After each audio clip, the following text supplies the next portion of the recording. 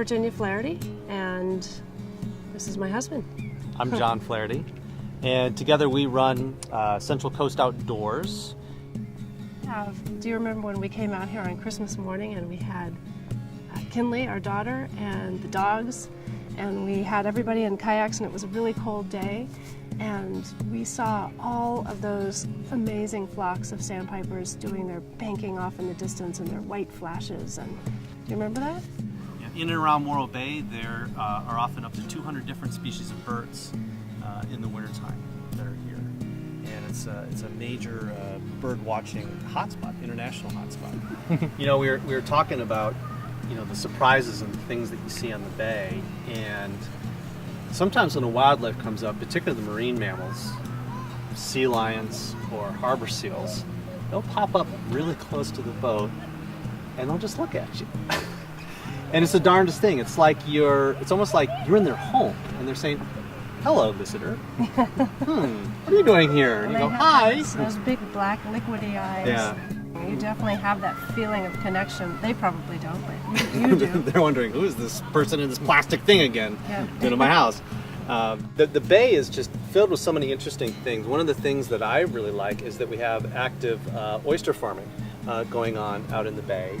And the two organizations that are out there, we know quite a bit about the Grassy Bar Oyster Company. George Trevelyan, I believe is his name, is out there.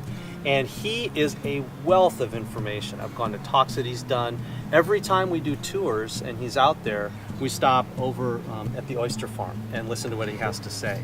And it never ceases to amaze me. No matter how deep he's got his hands in the muck or doing whatever, he's going to stop and take the time and explain and answer any questions. And he's also been known to offer oysters to some of our clients on the tour. We never expect it, and I never ask, but sometimes if he's in the appropriate mood, he will. But it's really interesting that you can have a productive aquaculture situation like that mixed in with a nationally recognized estuary and all this incredible wildlife. It makes it that much more, rich and diverse, I think. To really sum up, for me, I think that in such a small area, it is incredible what you see here in Morro Bay. And I think I just have to go back to the fact that there's so much wildlife here. It is so diverse. I've traveled all over the world, as has Virginia, and it's incredibly rare to find this combination.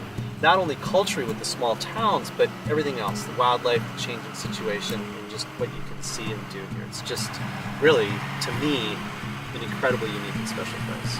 And I think one of the great things about this area is that because it's kind of it hasn't quite been discovered, or it's just being discovered by people from the Bay Area and people from LA, and tourists from Europe are starting to come here. So it's a relatively new discovery in California, and because it's taken so long, people have learned to appreciate places like this, and we aren't getting that overdevelopment that they're getting in some other places that once may have looked like this.